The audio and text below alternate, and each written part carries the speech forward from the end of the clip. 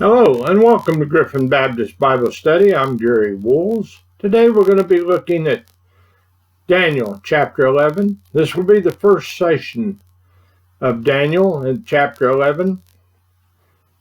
And I must remind you that once again, the book of Daniel is not written in chronological order. With chapter 11, we're going to be jumping back in time to when Darius the Mede ruled. This will put us back in Daniel chapter 9.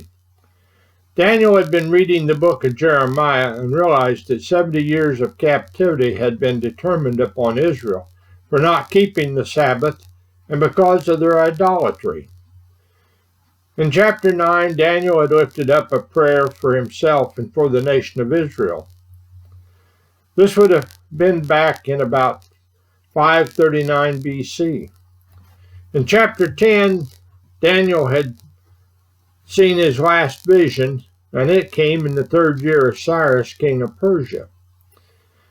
Cyrus would have come to power after Darius' death, so the claim to the throne would have been about 539 BC.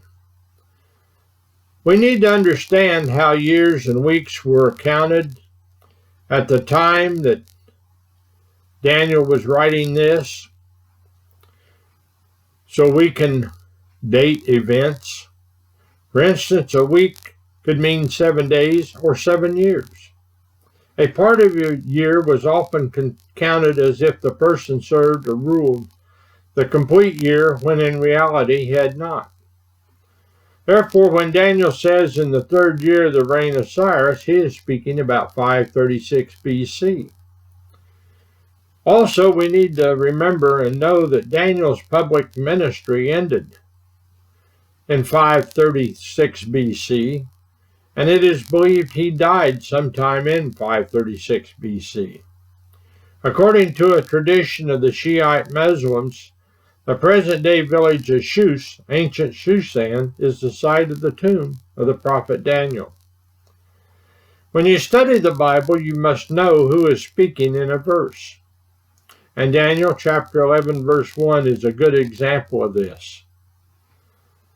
Daniel 11:1. Also I, in the first year of Darius the Mede, even I stood to confirm and strengthen him. As I said, Daniel had been reading the book of Jeremiah and realized that 70 years of captivity had been determined upon Israel. Now, we see somebody come and speak to Daniel to explain it to him. The person that's speaking is an angel that the Lord has sent to answer Daniel's prayer. The name of the angel was Gabriel, and it can be assumed it is Gabriel speaking here. And now will I show the truth. Behold, there shall stand up yet 3 kings in Persia, and the fourth shall be far richer than they all. And by his strength, through his riches, he shall stir up all against the realm of Grecia. Well, history tells us there has been more than 4 kings would rule after Cyrus. In fact, history shows that after Cyrus there was 10 more kings that ruled Persia. So I cannot tell you exactly what 4 kings are being spoken of here. Artaxerxes the first, who is talked about in the book of Nehemiah, was the son of Xerxes, Ahasuerus, found in the book of Esther. And he was at least the 5th to follow Cyrus.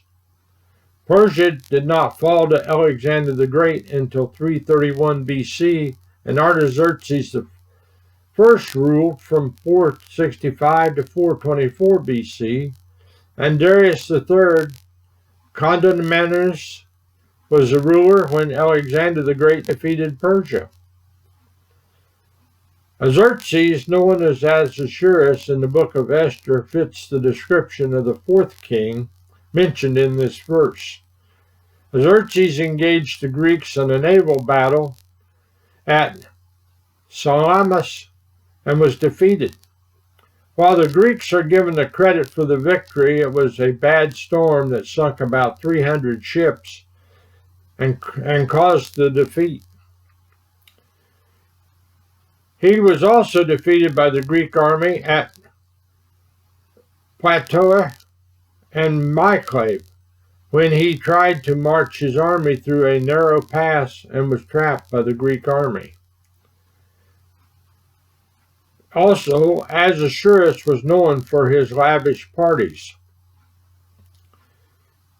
Verse 3, "And a mighty king shall stand up and shall rule with great dominion and do according to his will." This king is none other than Alexander the Great. The vision moves us about 200 years into the future to about 335 BC. Of course, this is future for Daniel and not for us. We know from secular history that this prophecy was fulfilled in 331 BC.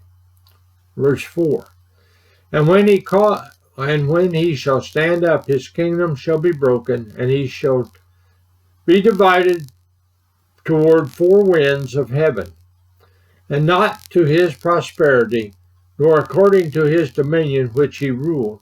For his kingdom shall be plucked up, even for others besides those. Now I'm going to take us back to Nebuchadnezzar's vision of the great metallic image and Daniel's two visions. The head of gold that Nebuchadnezzar saw and the winged lion which Daniel saw was Babylon, and Babylon disappeared from the world scene in 539 BC. Next, in Nebuchadnezzar's dream, we saw the arms and chest of silver, while Daniel in his vision saw two different beasts. In Daniel's first vision, the arms and chest of silver were represented by a bear. In his second vision, the beast was a ram. This represented the Persian Empire, which disappeared from the scene in 331 BC. The third metal Nebuchadnezzar saw in his image was the belly and thighs of brass. In Daniel's vision, the animals were a leopard and a rough goat. This represented the Greek Empire led by Alexander the Great. And when he shall stand up, the kingdom shall be broken, and shall be divided toward the four winds of heaven, and not to his prosperity. Alexander became the ruler of the entire known world, but when he had reached the height of his power, he was broken. What brought him down? It was not another strong nation, but what brought him down was alcohol. History tells us that Alexander the Great came down with a fever after an all-night drinking binge, and this led to his death at the age of 32. And shall be divided toward the four winds of heaven.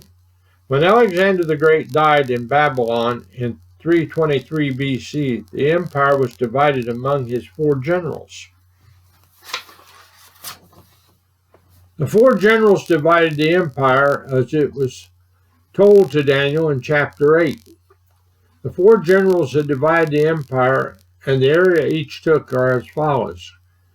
Cassandra, who was married to Alexander's sister, took the European section, which was Macedonia and Greek. Lysimachus took the greater part of Asia Minor, which is modern Turkey today. Seleucus took Asia, which comprised the eastern part of the empire. Ptolemy took Egypt and North Africa. And not to his prosperity. Up to this point, we have not discussed why the empire did not go to one of Alexander's descendants. The reason is all of his family members were murdered upon Alexander's death. This included his wives, children, and even distant relatives. Therefore, the empire was divided just as prophecy said it would be. Excuse me.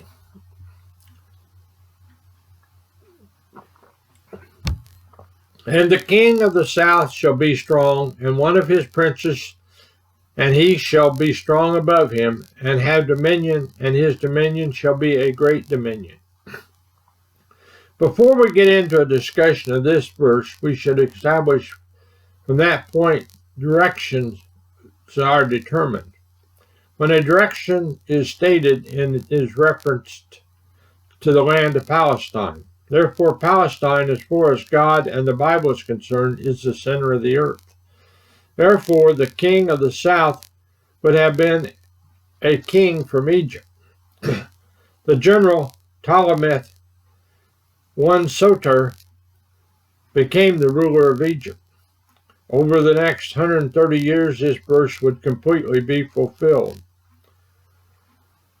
Ptolemy I Soter took control of Palestine from Seleucus, and him and his descendants controlled Palestine and Phoenicia and ruled the area until Antiochus IV attacked Ptolemy IV Philometor. Antiochus IV was driven out of Egypt by the Romans before he could defeat Ptolemy IV Philometor. This signaled the beginning of one of the rise of the Roman Empire. During the reign of the Ptolemies, the city of Alexandria was established as the capital of Egypt, and a great library and museum was established there. During the reign of Ptolemy II Philadelphus, 70 Jews were commissioned to translate the Old Testament from Hebrew to Greek. This translation is known as the Septuagint. Verse 6, and in the end of the years they shall join themselves together, for the king's daughter of the south shall come to the king of the north to make an agreement, but she shall not retain the power of the arm, neither shall he stand nor his arm, but she shall be given up, and they that brought her, and he that begat her, and he that strengthened her in these times. Remember, this was written by Daniel in 536 BC. The events recorded by the Jewish historian Josephus takes place during the reign of Ptolemy II Philadelphus. Josephus says the name of the daughter of the king of the south was Bernice, and the king of the north that she married was Antiochus Theos of Syria. This was a political marriage arranged to make an alliance between the two nations. Josephus goes on to say that Antiochus Theos had to divorce his first wife so he could marry Bernice. This caused a lot of hatred and friction, resulting in Bernice being poisoned. After her death, Antiochus Theos remarries his first wife. Bernice's death is then avenged by her brother Ptolemy III. Now let's look at verse 7, 8, and 9, and I will complete the Josephus record. But out of a branch of her roots shall one stand up in its stead, and shall enter into the fortress of the king of the north, and shall deal against them, and shall prevail.